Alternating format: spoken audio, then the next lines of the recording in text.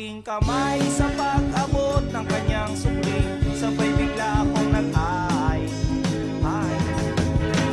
Miss sa loob ng jeepney, sana naman ako'y bigyang pansin. Miss sa loob ng jeepney, sana naman ako'y bigyang tingin. Di naman dyan, di naman dyan. Isa lang po ang aking problema kung paano ko siya makikilala. E pumarang jeep, sumakay si Lola, e puno na pala. Kahit di ko gawain, ako'y napilitan, Lola dito ka na.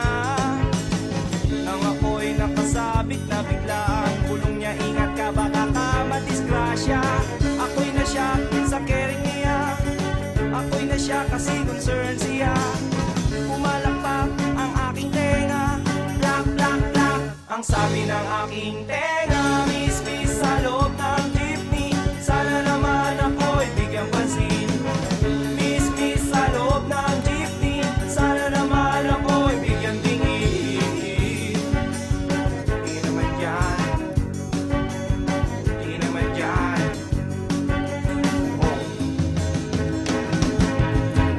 Pagdating sa dulo, biglang na traffic, may banggaan daw sa kanto.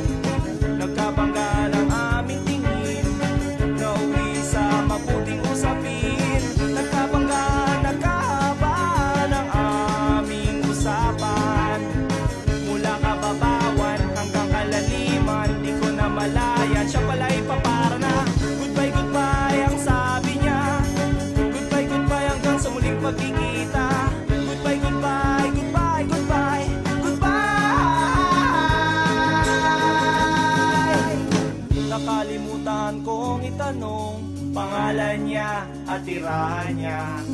Nakalimutan kong isulat phone number niya o paper number niya. Nakalimutan kong sabihin ang pangalan ko at ang bayan ko. Nakalimutan ko